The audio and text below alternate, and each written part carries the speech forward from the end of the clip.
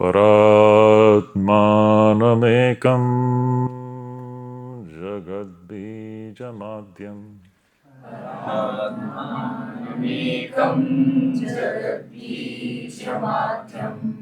निरीहं निराकारमोङ्कारवेद्यम्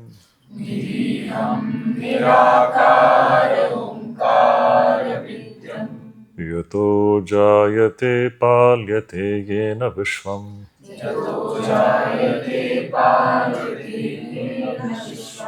तमीशं भजे लीयते यत्र विश्वम्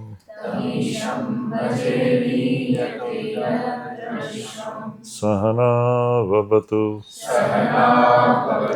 सहनौ भुनक्तु सह वीर्यं करवावहै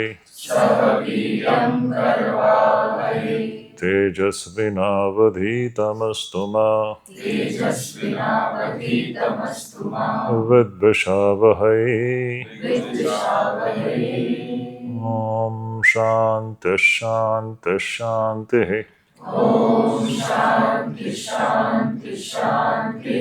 हरिः ओम।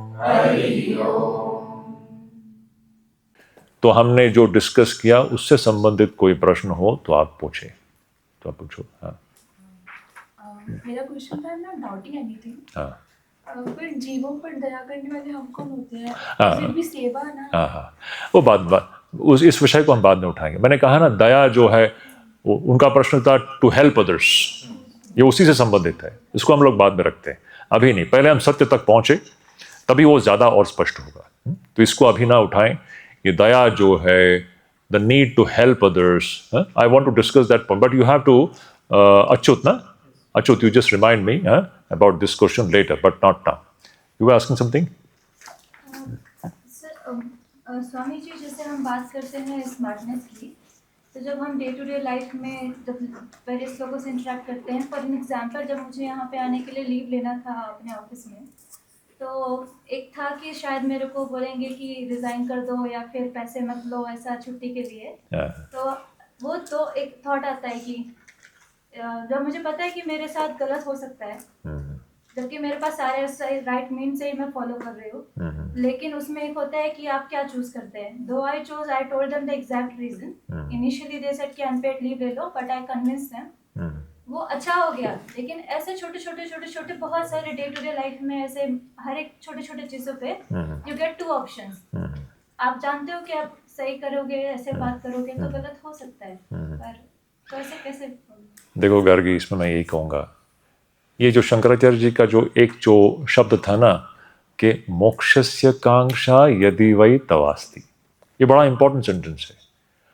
आप अगर सत्य के खोज में हो तो फिर कोई समस्या नहीं है। सत्य की खोज में नहीं हो तब हम कॉम्प्रोमाइज़ कर सकते हैं। जो सत्य के खोज में निकल पड़ा हुआ जो भी मनुष्य होगा ना, जैसे कि आप इसको मान के चलिए कि आपके रास्ते में कई प्रकार के विघ्न आएंगे। परिस्थिति सब समय अनुकूल नहीं होने वाली है। आपके ऑफिस वाले आपने जो कारण बताया उनको यहाँ आने का, वो समझ ही नहीं पाएंगे कि क्या है ये स्पिरिचुअल रिट्रीट। उनको उनको उनको कुछ पले ही नहीं पड़ेगा क्या है। वो बोलेंगे क्या जानने की क्या जरूरत है? अगर आप कहते हैं कि मैं क्या कहें उसको, क्या कहते हैं, मैं कुछ मौज मस्ती के लिए जा रहा हूँ मेरे किसी दोस्त के साथ, वो उनको समझ में आएगा। लेकिन मायावती अद्वैत आश्रम में आप 10 दिन कोई ध्यान करने के लिए जा रहे हो, स्पिरिचुअल रिट्रीट के लिए जा रहे हो, ये उनको समझ में ही नहीं आएगा आप क्या करने जा रहे हैं। तो ये आप देखेंगे ऐसे सभी केसेस में। अब जैसे कि उन्होंने कहा कि आप पेड लीव ना, अनपेड लीव, अनपेड लीव लेने के लिए कहा ना, अनपेड लीव, तो आप मान गई हो तो अच्छी बात है, ठीक है। आप सत्यान्वेषी है ना, वो सत्य तक पहुंचने के लिए हर इस प्रकार के वह ऑब्स्टिकल्स को फेस करता है, उसको स्वीकार कर लेता है, लेकिन वो कॉम्प्रोमाइज नहीं करेगा। जो सत्य तक पहुंचना चाहता है ना, वो कॉम्प्रोमाइज नहीं करेगा, वो साहस का अवलंबन करेगा और वो सत्य से भी नहीं हटेगा, भले कोई आपको सपोर्ट करे ना करे। ये एक मन की दशा है, एक मन की स्थिति है गार्गी। मैं इतना ही कहूँगा, सचमुच ही जिसके अंदर तीव्र सच्चाई को जानने की इच्छा हो ना, वो फिर समाज के जो रीति रिवाज हैं, समाज क्या कहेंगी, घर वाले क्या कहेंगे, ये सारे कितने प्रकार के प्रश्न हैं। आप लोगों में से बहुतों ने फेस भी किया होगा। बहुत घर वाले ही इस चीज़ को मानते नहीं हैं, वो लोग आने की परमिशन भी नहीं देंगे। खास करके चलो आप लड़के लोगों, लड़कियों पर तो ज़्यादा पाबंदी होगी शायद, है ना, घर में पाबंदी ज़्यादा होती है। तो कितनी प्रकार की समस्याएं। लेकिन अभी देखिए, ये आपका जो ये बहुत साहसी कदम है, आप लोग जो यहाँ पर हो, जो दिखाई दे रहे, खास करके हमारे बेटियों के विषय में, इसमें से कितने भी है, ये देखिए सबसे छोटी जो बैठी है निष्ठा बैठी है, मुझे उसकी कहानी पता है कैसे यहाँ पहुंची है वो, लेकिन उसके माँ बाप पूरे सपोर्टिव है। लेकिन सबके साथ ऐसा नहीं होता। कई बार माँ बाप स्वयं उसके विरोध में होते हैं, तो क्या करेंगे। तो ये तो लड़ाई चलने वाली है। अगर आप इस पथ पर हो तो ये मान के चलिए ये संघर्ष रहेगा। लेकिन मैं इतना कह सकता हूं हमारे अनुभूति से कि जो सत्य के मार्ग पर चलता है ना, धीरे धीरे सब कुछ उसके अनुकूल होने लगता है। ये चीज ही ऐसी है। शुरुआत में बहुत सारे विघ्न होंगे, लेकिन धीरे धीरे देखेंगे वो सारे जो प्रतिकूल परिस्थितियां हैं ना, वो प्रकृति का वो नियम है, वो सब आपके अनुकूल होगा। मैं इतना कहूंगा, आप प्रार्थना कीजिए। प्रार्थना में बहुत बल है। आप जब प्रार्थना करोगे ना, वो स्वयं वो जो है सब कुछ वो आपके अनुकूल धीरे धीरे होते जाएगा। तो मैं यही कहूंगा आपको। लेकिन सत्य के मार्ग पर चलने वाला आदमी कोई कॉम्प्रोमाइज नहीं करेगा।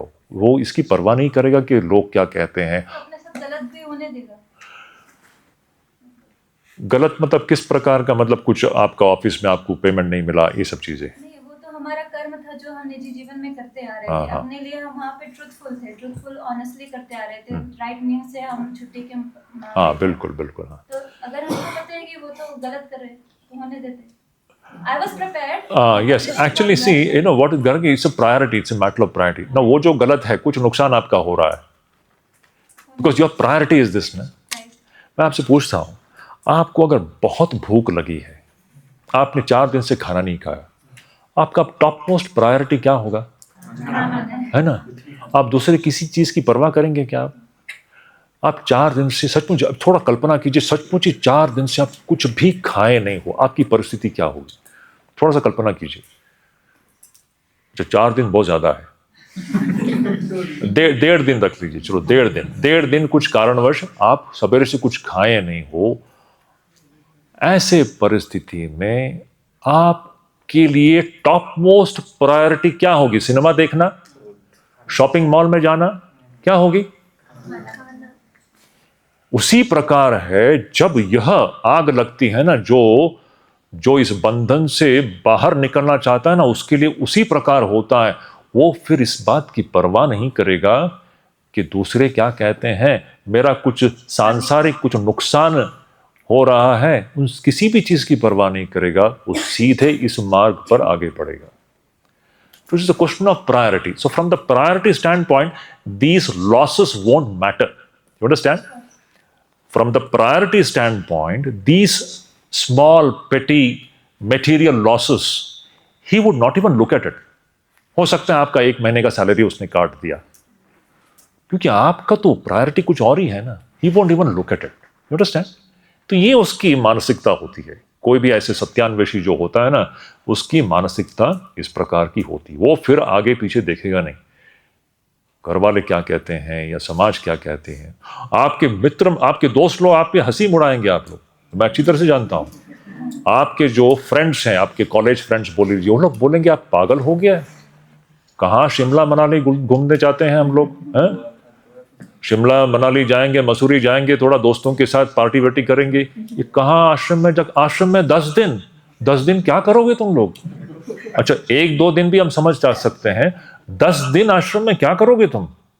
वो आपको सचमुच ही पागल कहेंगे आप लोग। मैं गलत बोल रहा हूं? आप सभी लोग जान रहे होंगे ना? हमारे 5 दिन कब निकल गया पता ही नहीं चला। अब ये तो उनको पता नहीं है ना। उनको तो लगता है कि वो अगर यहाँ आ जाए ना, वो पागल हो जाएंगे। यहाँ तो कोई एंटरटेनमेंट नहीं है, कोई मौज बस, कोई एक्साइटमेंट नहीं है यहाँ पर। सच पूछो तो मैं मजाक नहीं कर रहा हूँ। आप लोग असंख्य प्रशंसा के पात्र हो, मैं इतना कहूँगा, ये छोटी बात नहीं है। आप जैसे ऐसे नव युवक लोग, युवती लोग इस उम्र में यहाँ पर 10 दिन से हो, कोई मौज मस्ती के बगैर, कोई भी ऐसे एंटरटेनमेंट के बगैर, ये ईश्वर के अनुग्रह से ही ये संभव हो सकता है, ये तो नहीं हो सकता। मैं सिर्फ आपको मैं सिर्फ क्या कहें उसको ऐसे पैम्पर करने के लिए नहीं बोल रहा हूँ, सच्ची बात है, ये कुछ तो है, ईश्वर का अनुग्रह है तभी। लेकिन मुझे लगता है कि आप लोग एंजॉय भी कर रहे हो ना, नहीं तो आप कहाँ दिन में 5-5, 6-6 घंटे बोर होते जाएंगे आप लोग ये सुन के, हैं? ऐसा हो रहा है क्या? दिन में 3 ट्रैक कर रहे हैं। दिन में 3 ट्रैक कर रहे हैं। 3 ट्रैक ना, तो वही तो मैं बोल रहा हूँ, दिन में 3 ट्रैक। तो अपने स्कूल कॉलेज में भी इतना नहीं बैठा होगा क्लास में, यहाँ आप 10 दिन से बैठ रहे हो, तो कैसे संभव है? ये बहुत बड़ी प्रशंसा के पात्र हैं, ये ईश्वर के अनुग्रह से ही होता है। तो ये बात हाँ, मतलब हम 3 बार जंगलों में जाएंगे। ओ 3, अच्छा, अच्छी बात। आप लोग जंगल में जाते हो? दिन के बाद बिल्कुल जा सकते हो, आराम से जाइए, जंगलों में जाके बैठ सकते हो, बहुत सुंदर। अकेले बैठिए, अकेले रहिए। सब आप यहाँ अकेले बैठने का आप प्रैक्टिस घर में जाने पे तो संभव नहीं है ना। अभी और भी 5 दिन बाकी है, आज तो 5वां दिन है ना। हाँ, अभी और 5 दिन बाकी है। मैं तो कह रहा हूँ, enjoy the solitude, be alone. हमारे पास जगह भी है कैंपस में, यहाँ वहाँ चले जाइए, आप जंगल में चले जाइए बीच में, और एकांत में ये सब चिंतन कीजिए, प्रकृति को देखिए। प्रकृति खुद सिखा रही है।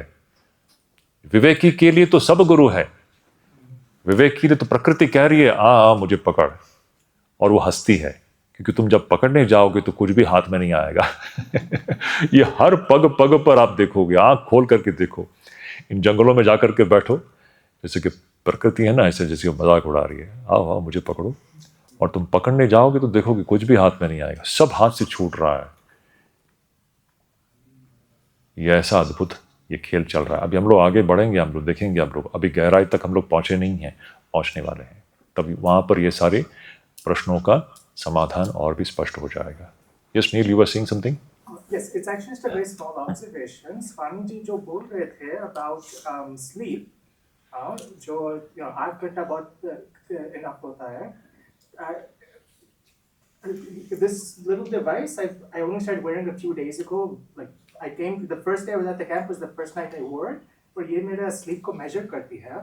और ये बताता है कि जो 8 घंटे सोता हूँ उसमें एक्चुअली सिर्फ 4 घंटे प्रॉपर स्लीप होता है, बाकी सब रेस्टलेसनेस। यस, बिल्कुल एकदम सही बात है। ये तो है ही। मैं तो क्या है ना, ये भी एक साइकोलॉजिकल है। एक्चुअली हमें 8 घंटे बिस्तर पर लेटने की आदत हो गई है। 8 घंटे लेटे बगैर हमको लगता नहीं कि हमने पूरा सोया है। एक्चुअली 8 घंटे कोई भी नहीं सोता है। हमारी निद्रा जो होती है ना, वो 4 बहुत कम समय के लिए ही गाढ़ निद्रा में हम जाते हैं, बाकी सब समय हम सिर्फ गोते खा रहे होते हैं बिस्तर पे। Yes, it's a fact. That's why we don't feel satisfied. इसलिए ये एक साइकोलॉजिकल है। आप 6 घंटे बिस्तर में पड़े तब हमको लगता है आप ठीक है चलो उठ जाए।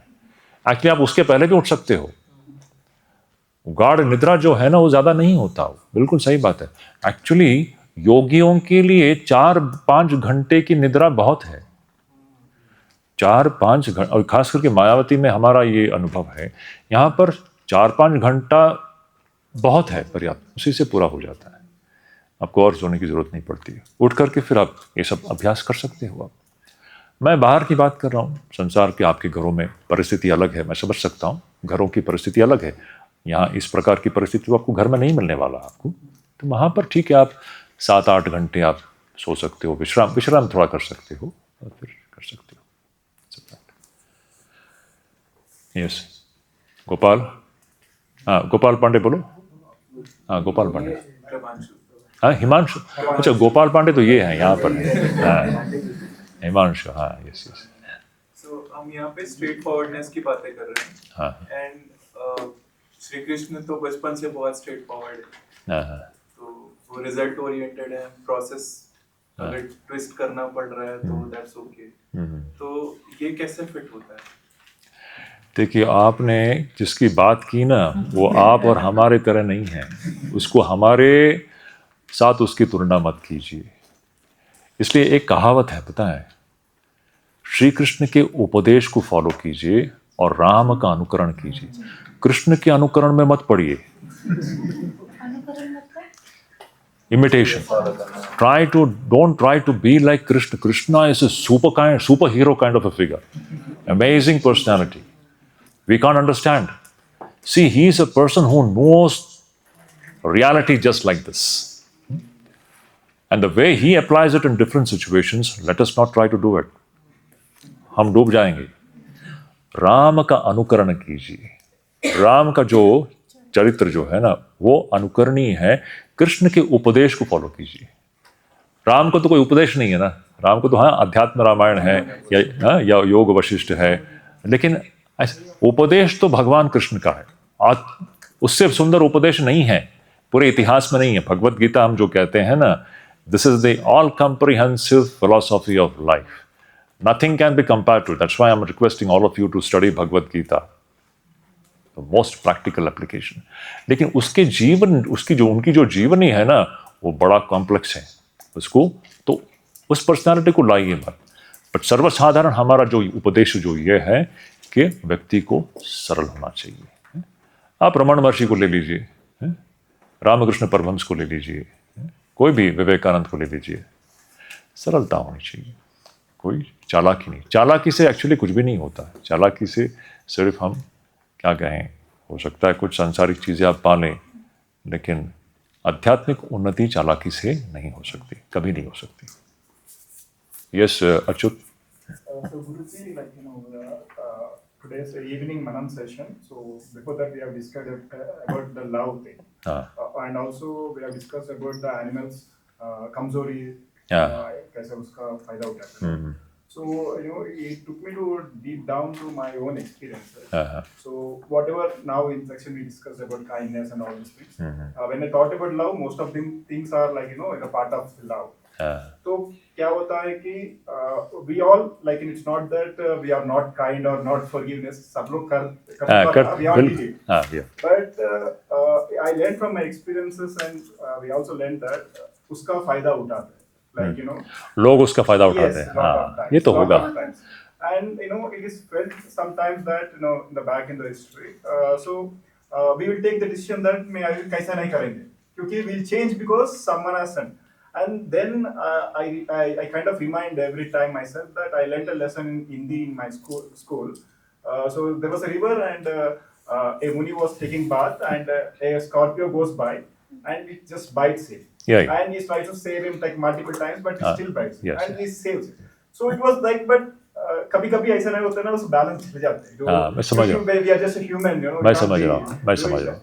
Now, becoming all those things, putting ourselves with the love, kindness, forgiveness, and everything. So how could we just filter out that what is like where our real thing going?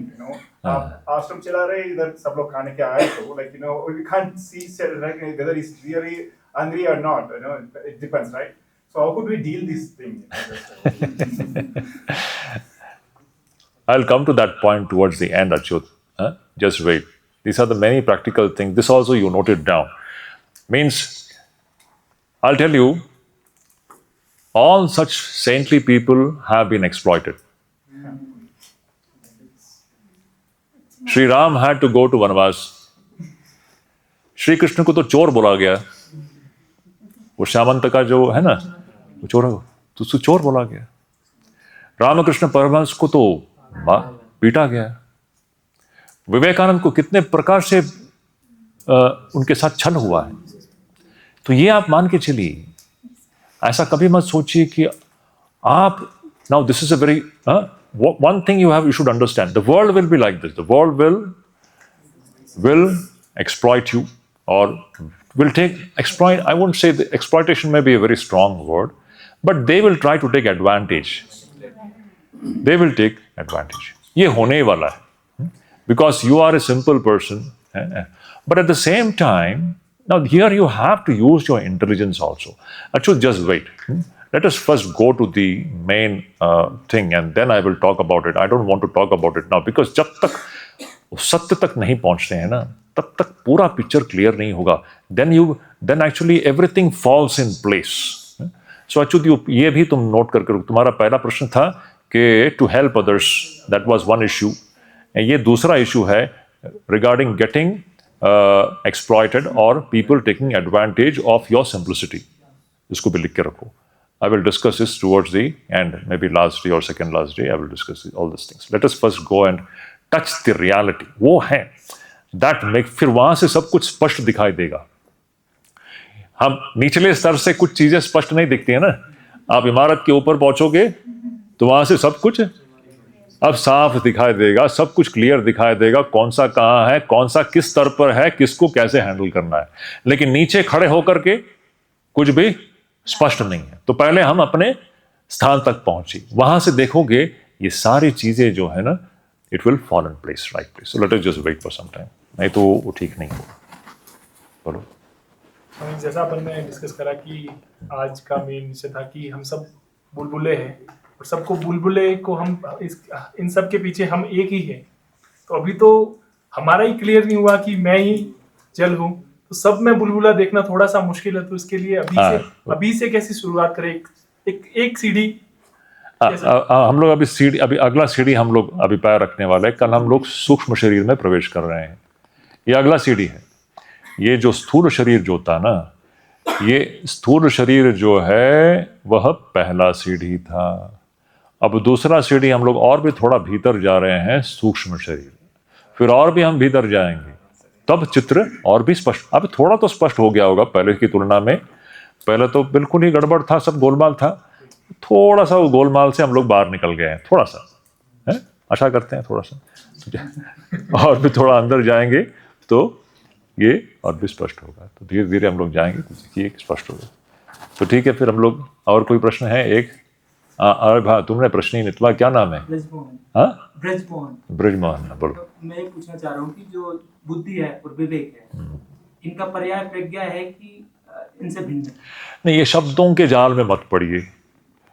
प्रज्ञा क्या है? प्रज्ञा शब्द के विभिन्न परिभाषाएं हैं। बुद्धि और विवेक की आपने बात की, हमने बुद्धि और विवेक क्या है हमने देखा था 2 दिन पहले, है? विवेक और बुद्धि ही है, विवेक और कुछ नहीं। बुद्धि 2 स्तरों पर काम करती है। जब बुद्धि संसार के अंतर्गत काम करती है, वह बुद्धि का निचला स्तर है, जिसको हम लोग कॉजालिटी कहते हैं। 2 चीजों में संबंध बना देते हैं बुद्धि के द्वारा। यही तो हो रहा है हमारा सारा एजुकेशन, फिजिकल साइंस, मैथमेटिक्स बोल लीजिए, सब क्या संबंध बनाना है ना। We are just correlating things. ये बुद्धि जब संसार के अंतर्गत काम करती है, यह बुद्धि का निचला फंक्शन है। बुद्धि का एक सुपीरियर फंक्शन है। वो क्या है? वो बुद्धि की कैपेसिटी है जिसके द्वारा इस पूरे संसार को ही वो मिथ्या जानती है और सत्य कुछ और है। ये उसी को विवेक कहते हैं। बुद्धि के उस हायर फंक्शन को हम लोग विवेक कहते हैं। तो अब इसमें प्रज्ञा क्या है? प्रज्ञा की परिभाषा कई प्रकार की है। आप शब्दों के इस झमेले में मत पड़िए, सरल अनुभूति को लेकर के चलिए। अब बुद्धि और विवेक क्या है समझ में आ गया है? अब प्रज्ञा क्या है, जो अब इसकी मैं अभी उसकी विभिन्न परिभाषाएं अगर दूं तो भी वो स्पष्ट नहीं होगा, उसको छोड़ दीजिए। ज्ञान ले लीजिए। ज्ञान, हम ज्ञान की ओर हम लोग प्रस्थान कर रहे हैं, आत्मज्ञान की ओर हम लोग प्रस्थान कर रहे हैं। प्रकर्ष ज्ञान जो है उसको प्रज्ञा भी बोलते हैं, उसको प्रज्ञान भी बोलते हैं। प्रज्ञानम ब्रह्म, यह भी एक महावाक्य है जिसमें प्रज्ञानम का मतलब क्या है? सच्चिदानंद ब्रह्म को ही, वो जो शुद्ध चैतन्य जो है उसी को हम लोग, प्रज्ञानम मतलब शुद्ध चैतन्य, वही ब्रह्म है। तो ये प्रज्ञान शब्द जो है ना, हम लोग एक्चुअली ज्ञान पर आप ध्यान दीजिए, आत्मज्ञान पर ध्यान दीजिए। धीरे धीरे हम लोग इस विवेक के द्वारा हम आत्मा की ओर हम लोग प्रस्थान कर रहे हैं, उसको अनुभव करने का प्रयास कर रहे हैं।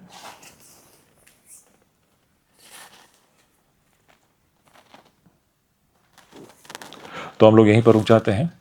तो आज के लिए मनन आज बहुत कुछ पचाना है। इतना कुछ खा लिया है?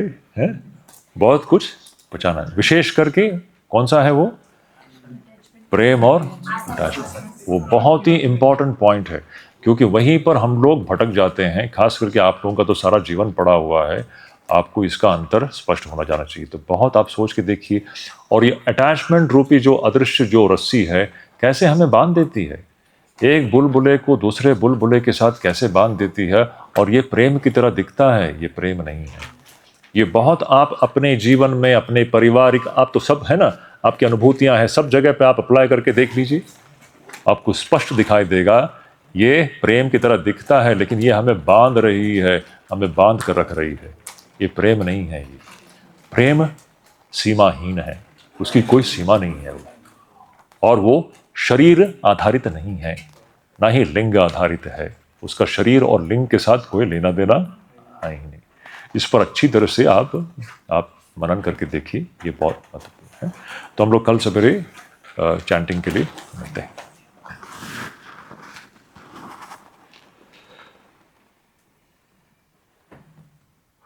ओम शांति शांति शांति। हरि ओम तत्सत।